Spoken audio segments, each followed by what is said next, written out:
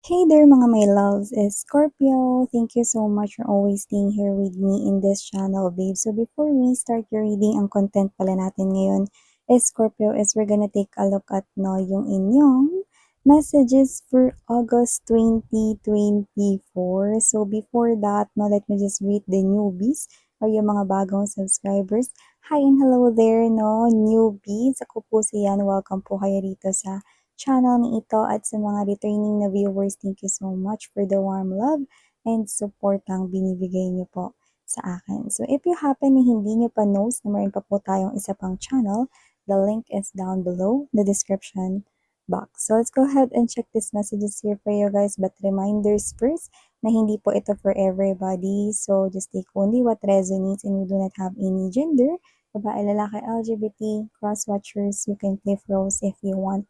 And at the end of the day, you always have your free will at free mo yang gamitin, no? Of course, anytime at anywhere. So let's go ahead, Scorpio, at alamin yung mga mensahe here for you guys. It looks like it's raining outside. So, kung ganun man mga waves, I hope kayo ay nakasilong o wala kayong payong, kay sumugod siya. No? Hindi kayo immortal. At para maiwasan rin na kayo ay magkasakit. Okay? So, let's see. This is for Scorpio. Spirits and angel guides, Archangel Michael. Thank you so much for being present in this reading para kay Scorpio. What do we have here for my Scorpion people? Scorpio para sa buwan ng August 2024. 2024, buwan ng August for Scorpio.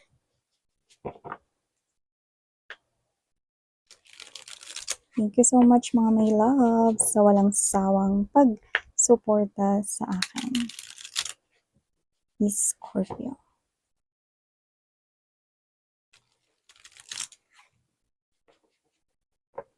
Okay, let's go ahead and check these messages here for my Scorpion people out there. Pero, okay, let me just make latag here the energies first before we start talking.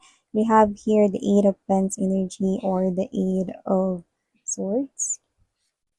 Also have here the Temperance energy. Number 14 could be special dates or birth date ninyo, birth date ng kadil ninyo, or baka something na special na number lang for you guys.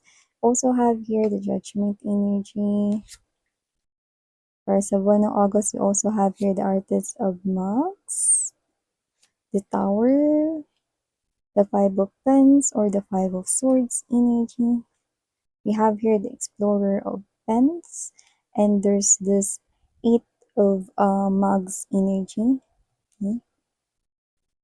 I'm seeing here someone living, like aalis dito, para sa pangarap niya. So, iba siguro sa inyo, is lilipad, sa ibang bansa at doon. Kasi nakita ko dito ng transportation, at ito ay mataas ang potensyal. So, pwedeng kayo ay madidestino sa ibang lugar at marami-rami yung lilipad papuntang ibang bansa. Yung iba, hindi pa lilipad pero nag-iisip na kumuha ng offer na trabaho sa ibang bansa. At mukhang mas magiging matindi yung ganyan mong pag-iisip, sa buwan ng August. We have here the Hanged Man energy, the Four of Pens or the Four of Swords energy, and the Educator. Okay? So we also have here the Eight of Coins energy.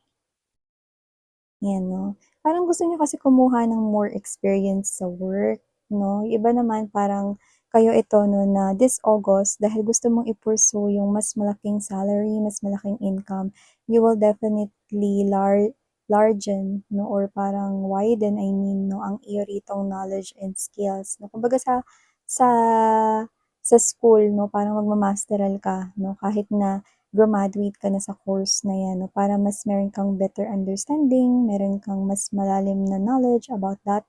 So, dito nakikita ko na parang, I don't know if this is a requirement, pero parang gusto mo tong i-pursue para mas ma-attain mo yung mas malaki mong goal. Yan, Parang required kasi to, dun sa gusto mo talagang patusin na trabaho, or yung work or career na gusto mo talagang pasukin is talagang alam mo na gagawin mo yung lahat para makapasok ka dun, 'yan. So, nakikita ko kayo rito nagsa-study pa more, mas ini-equip ninyo yung sarili ninyo, filling up your own vessel, the knowledge, the skills, enhancing of talents, whatever. I'm seeing na yan yung focus ninyo dahil ang pinaka iniisip ninyo ay ang inyong hangman energy, your bright future, no? At ang laki ng pagkakasulat ng iyong mga goals dito. Iba siguro sa inyo, no? Yung kulay ng buhok ninyo, no, is yung nasa gitna na. Sa sobrang busy niyo sa work na hindi pa kayo nakapagpakulay ulit ng buhok 'no, may nakuha tayong ganyan 'no, kaya napansin ko 'yan dito 'no, dahil busy kayo masyado, hindi niyo masyado ngayon na parang naaayos yung sarili ninyo 'no, hindi pa kayo nakakapag-salon, hindi pa kayo nakakapag-skincare clinic na visit 'no, busy pa kayo ngayon 'no. Pero yung pinagkakabisihan mo naman is plakadong mga goals mo at kung makikita mo may mga na-slash ka na diyan. So, ibig sabihin meron ka ng mga nagawa, meron ka pa ditong mas maraming magagawa at lahat 'yan may i-slash mo. So, ibig sabihin the more na magfo-focus ka ngayong August sa mga goals mo, the more na mas marami ka pang maa-achieve 'no, hanggang sa makarating ka na with the Chariot card right here 'no, doon sa pinaka-main goal mo is Scorpio 'no. Pero alam mo, bukod diyan, meron ako nakikitang nagsa-stand out din dito 'no. Meron din talaga ditong isang person na ito hindi 'to para sa lahat 'no, pero I think meron siyang energy na posibleng life coach siya, teacher siya, puwede rin na yung teacher talaga, literal na teacher, puwedeng professor 'no, puwede rin naman na instructor siya, puwede rin naman na isa siyang alam mo yun 'no, someone na nakuha rin ako rito ng baka nasa field ng medicine, doctor, mga ganyan 'no. Pero sabi ko nga sa inyo, just take only what resonates 'no. That person is willing to pursue your heart, to win your heart. Kaya kung meron kang manliligaw 'no, nakikita ko rito na mas pagpupuspusan niya pa ritong ligawan ka 'no. So nakikita ko rito na kahit nabigyan mo pa siya rito ng ilan pang challenges sa buwan ng August 'no, hindi po niya kayo susukuan, 'yan 'no. Parang mamuti na raw yung uwak, hindi siya susuko. At tapang-atao, yun yung nakikita ko dito sa kanya, Scorpio 'no. At siyempre, hindi mo naman siya parang hahayaan na maging ganyan ng wala lang. Nakikitaan mo rin naman talaga siya ng potensyal na siya ay seryoso at sincere sa kanyang pag-e-express or pagpaparating ng kanyang emosyon para sa'yo. Pero wala ka kasi ngayon sa posisyon na magbigay ng love, kaya parang this is you, you're trusting the process, but at the same time, you're not rejecting this person here kung sino man ito. Okay? Because sabi ko nga sa inyo, nano-notice mo yung sincerity at yung pagiging transparent nitong person na 'to pagdating sa pagpapakita ng kanya ritong admiration and feelings for you.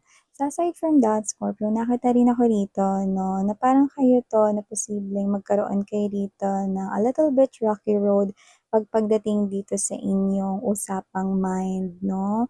Parang nadi-distort yung mind niyo rito 'no, parang kayo 'to na alam niyo yung gusto niyo ritong gawin but at the same time, parang meron ditong naghaharang sa inyo. I don't know if that's fear or baka yung parang mga iniisip mo dito na baka dito mag-work or baka ang pangit naman nitong gagawin ko na 'to, wala na bang iba, parang mga gano'n 'no. Parang meron ka ditong gusto talagang mapagtagumpayan 'no. Iba pa 'to dun sa goals mo 'no, parang meron ka ditong gustong gawin sa work. So, parang ikaw 'to na nase-stress ka 'no, na parang ikaw 'to na parang feeling mo sabay-sabay mo ng hina-handle ito 'no. Alam mo kailangan mong gawin dito kasi nakikita kong kaya mo naman 'to, eh. Take a pause, okey? Mag-break ka kahit mga 5 to 10 minutes 'no, drink your favorite drink, whether that's coffee, iced coffee, hot coffee, whatever, milk tea, iced tea, juice, pineapple juice, kahit anong mga juice, 'di ba? Or chamomile tea, tama? Para ma-relax ka, okey, yung mind mo and manood ka ng movie, series 'no, ano ba naman yung konting time. 'Di ba? Kasi dito yung stress mo yung nakikita kong harang 'no. Alam mo kasi mga babes 'no, 'pag kulang ka rin talaga sa tulog. 'Di ba kasi sa inyo rito puwet, eh. 'Pag kulang ka sa tulog, paggising mo bugnot ka talaga 'no. Ibig sabihin parang affected dito yung energy mo. So, nakikita kong kaya mo naman yung mga trabahong ginagawa mo. Kaya mo rin naman na parang gawin talaga yung nakikita mong magiging outcome nito, no? Pero dahil parang yung body mo is hindi nasusunod dun sa iniisip mo kasi kailangan rin ng body mo ng pag-alaga. So, you need to also take care of yourself, no? Sleep well, rest well, no? And um, 'pag sa gabi huwag ka na mag-isip, 'no, o kaya try mo na manood ng mga nakakatawang mga movies or mga palabas or mga nakaka-inlove, 'yan 'no, para 'pag natulog ka talagang rest well. Paggising mo parang na-replenish yung energy mo, you know. Kasi yung nakikita ko rito, eh, once na nasa tamang flow yung energy mo, magagawa mo lahat 'yan 'no, ng maayos. Hmm? So, sa usapang pagnenegosyo, sinasabi dito 'no, na mas magandang gawin mong negosyo ang foods or drinks, 'yan, kung gusto niyo foods and drinks. 'Yan 'no, baka meron diyang mga, mala-chef 'no, na mga magagaling magluto or mga masasarap mag-imbento ng mga drinks na pinaghalo-halo ang mga prutas na naging fruit salad na, mga ganyan 'no. At puwede na palang inumin 'no, bago sa panlasa pero masarap 'no. Puwede itong pumatok sa masa at posibleng kumita ka dito. So, parang sinasabi rito 'no, na ang magandang negosyo para sa'yo sa buwan ng August na posibleng puwede mong simulan lalo na yung iba diyan thinking of negosyo. Puwede po Scorpio ang may kinalaman sa pagkain or, inumin, 'yan 'no.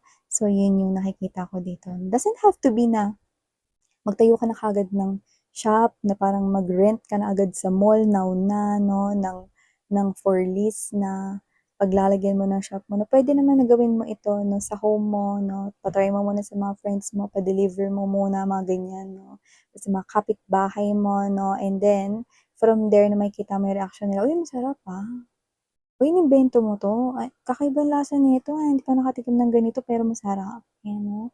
So, may potensyal 'no, na itong maging sideline mo na 'to or racket na ito posibleng maging talagang pagkakitaan mo na 'yan na talagang permanente 'no. Kasi alam mo sa totoo lang naman talaga, yung pagkain at saka yung inumin hindi nawawala sa uso. Kasi nga lahat ng tao 'no is a foodie na parang gusto natin yung kumakain, gusto natin yung something new naman 'no, tapos siyempre paglabas sa work ka, gutom ka 'no, tapos mapapabili ka, mapapa-order ka, 'di ba? Kasi alam mo 'yun 'no, everyone loves food, 'yun yung nakikita ko dito 'no. Sinong ayaw ng food,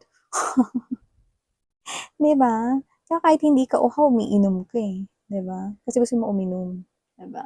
So 'yun nakikita ko dito. So maliban diyan, Scorpio, nakikita ko rin dito that with the Judgment card energy and there's this Five of Swords, meron ganitong nakaalitan. Nagdedesisyon na po siya rito na makipag-usap sa'yo. Pero maaaring idaan niya 'to sa biro kaya medyo baka mainis ka. Pero yung totoo, parang way niya yun para alam mo yun, para hindi masyadong mabigat yung atmosphere. Kasi nga nag-away kayo, o yung huling sitwasyon na nandun kayong dalawa is nag-away kayo. So, parang magso-sorry siya sa'yo, pero parang idadaan niya yun sa biro na parang hindi ka matutuwa kasi nga alam mo na yung huling sitwasyon ninyo hindi maganda. Pero parang way niya yun para pakalmahin yung sarili niya nang masabi niya ng maayos yung kanya ritong apology sa'yo. I think this is your friend or itong person na 'to sinusubukan kang lambingin 'no. Kilala mo siya bilang gano'n, na posibleng joker siya or funny 'no. Pero sa umpisa nakikita ko dito na baka mainis ka kasi, "Magso-sorry ka po ano, lumabas ka na lang, 'pag hindi ka nag-sorry." 'Yan 'no, parang may gano'n. Pero nakuha ko dito na magkakaayos rin kayo, yung may paglapit dito sa inyo on the month of August here, guys. Someone here will step up and say his or her apology sa inyo, Scorpio. Another message I'm getting here for your August 2024, my dear Scorpion people, is meron dito na magugulat ka when it comes to love because this is something here that you do not expect and this is someone here na malayo sa usual mong type. 'Di ba every human being may gustong mga type, ang tipo kong lalaki, ang tipo kong babae, ang tipo kong maging future spouse, ang tipo kong maging lifetime partner, gusto ko ganito, 1, tutututututut, 2, tututututut, 3, tututututut, 'di ba? May gano'n, 'no? May checklist ka, 'yan, 'no? Pero iba siya do'n. Wala siya dun sa usual type mo, pero mahihigitan niya pa yun. Bakit miss yan? With the temperance right here, kung sino man yung kakaibang person na yun, no, na wala ni isa dun sa mga checklist mo yung katangian na yun. Alam mo, more likely, kung meron kang checklist tapos meron ka rin na physical appearance, wala dun, pero mahihigitan niya yun. Yun yung nakita ko dito. Siya ang meant for you. Meant to be kayong dalawa. At posibleng magkita kayo ng iba random na magkikita kayo malapit sa mga parang mga kainan, restaurant, no? Or doesn't have to be na sa tapat ng restaurant or kainan, no? Posibleng malapit sa kainan, no? Ang inyong maging first encounter. Do not expect it to be grand kasi posibleng magtama lang ang inyong sleeves or ang inyong braso rito. Ah, oops! Sorry. Parang ganun lang at first, no? Pero, this is the person here na magkakaroon pa kayo ulit ng next encounter kasi siya yung meant for you. Oh, nakakakilig naman yun, babes, no? Pero ganun talaga yung nakuha ko para sa'yo. Scorpio, expect this unusual person right here because this is more than what you expect and you surely love this person because why not? Siya ang para sa'yo. So thank you so much, Scorpio and Sarang Heyo, Love and Light. Annyeong!